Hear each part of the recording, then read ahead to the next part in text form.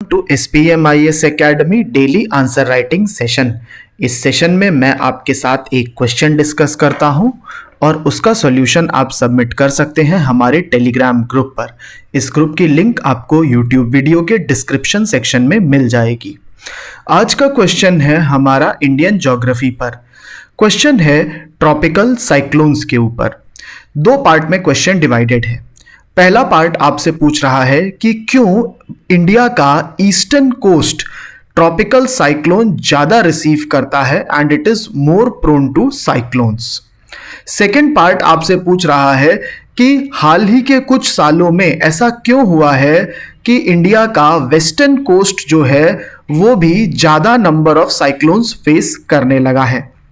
तो दो पार्ट में डिवाइडेड है। पहला पार्ट आपसे पूछ रहा है कि क्यों इंडिया का ईस्टर्न कोस्ट ज्यादा साइक्लोन रिसीव करता है, और दूसरा पार्ट पूछ रहा है अब कि क्यों अभी कुछ टाइम से इंडिया का वेस्टर्न कोस्ट भी ज्यादा नंबर ऑफ साइक्लोन्स फेस करने लग रहा है।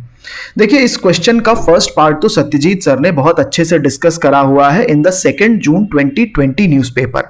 तो जिन लोगों ने भी इस पार्ट का, जिनको आंसर नहीं पता है first part of the question का, they can go to this 2 June 2020 newspaper and watch the video explanation given by Satyajit sir, and after that you can come and attempt this answer. Second part का answer मैं यहां पर discuss करूंगा।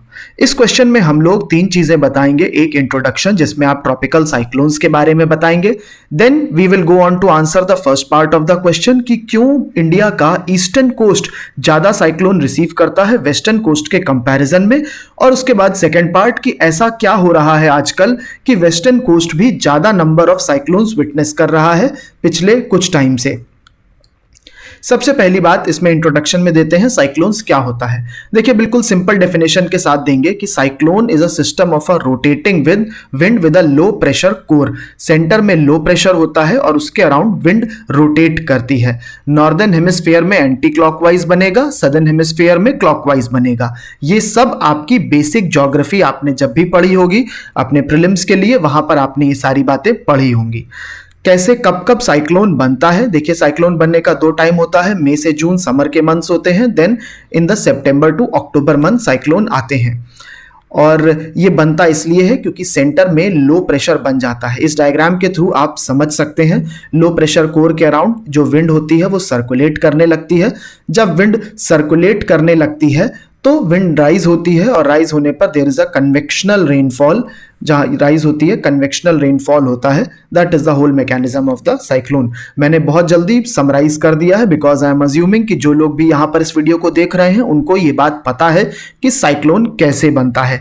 अगर आपको इस बारे में और जानना है so you must go to the 2 June 2020 newspaper where Satyajit sir has given the detailed explanation how cyclones are formed and what is the role of the Coriolis force in the cyclone.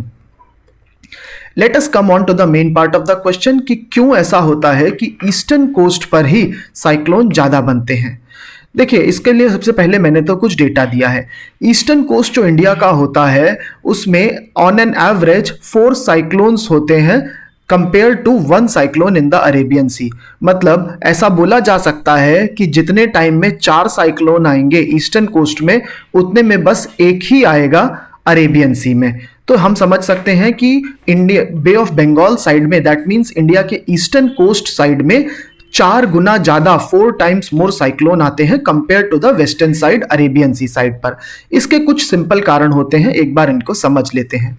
Cyclone बनने के लिए एक बहुत important condition थी कि जो सी है उसका टेम्परेचर ज्यादा होना चाहिए। स्पेसिफिकली सी के सरफेस का टेम्परेचर, जो टॉप लेवल है वाटर की, उसका ज्यादा टेम्परेचर होना चाहिए, और ये चीज बे ऑफ बंगाल में होती है।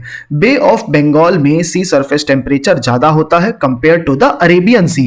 और ऐसा इसलिए होता है कि यहां पर विंड्स जो होती हैं वो वीकर होती हैं और यहां पर स्ट्रॉन्गर विंड्स होती हैं। जब स्ट्रॉन्गर विंड होती है तो वो ऊपर के वाटर को आराम से लेके चली जाती हैं और नीचे का ठंडा पानी एक्सपोज हो जाता है। इन दिस केस यहां पर विंड जो होती है वो वीक होती है। एज अ रिजल्ट पानी जो होता है वो उतना मूव नहीं होता है सरफेस का, और वो ज्यादा गर्म हो जाता है। तो ये पहला कारण है कि sea surface temperature bay of Bengal का ज्यादा होता है compare to the Arabian sea. एक और बात आप देखेंगे कि बे ऑफ बंगाल जो है वो छोटा है और वो लैंड से ज्यादा सराउंडेड है। वो छोटा होता है, लैंड से ज्यादा सराउंड होता है, इसीलिए उसके गर्म होने का चांस भी ज्यादा होता है कंपेयर टू द अरेबियन सी, जो कि बड़ा होता है और उसका लैंड से कम सराउंडेड होता है, ज्यादा ओपनड अप है वो इंडियन ओशियन से। सेकेंड रीजन होता है कि अरेबियन सी की सैलिनिटी ज्यादा होती है compare to the bay of Bengal.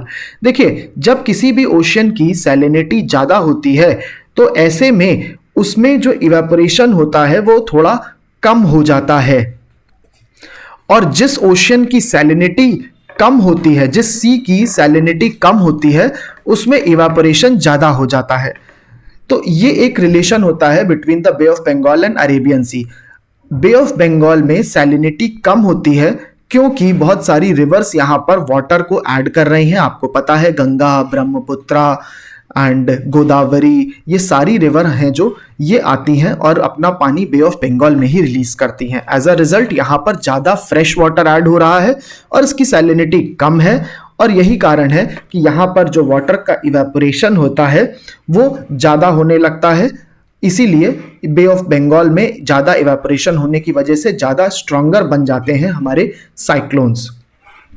Third reason है कि बे ऑफ बंगाल जब ज्यादा फ्रेश वाटर रिसीव करता है रिवर से तो उसमें डेंसिटी स्ट्रैटिफिकेशन भी ज्यादा होता है। इस बात को मैं इस डायग्राम के थ्रू समझाता हूं।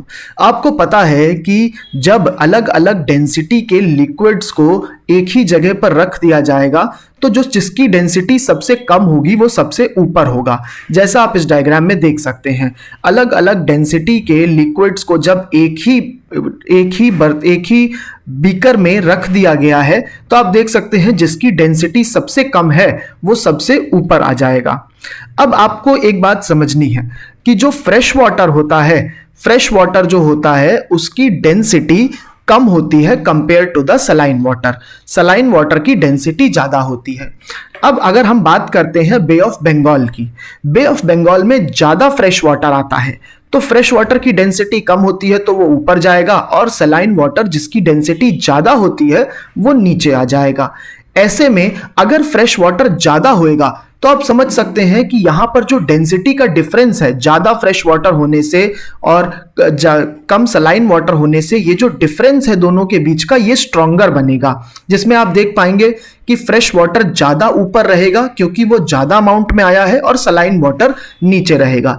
ऐसा ही कुछ होता है बे ऑफ बंगाल में, क्योंकि फ्रेश वाटर ज्यादा आता है Ganga, Brahmaputra, Godavari, Kaveri and from these many rivers. As a result fresh water ऊपर रहता है और सलाइन वाटर नीचे रहता है। जब ये दोनों के बीच का डिफरेंस ज्यादा है तो ज्यादा लेयर फॉर्मेशन होती है। एज कंपेयर टू दिस, ये लेयर फॉर्मेशन जो है ये कम होती है अरेबियन सी में, और इसी को ही बोला जाता है डेंसिटी स्ट्रैटिफिकेशन।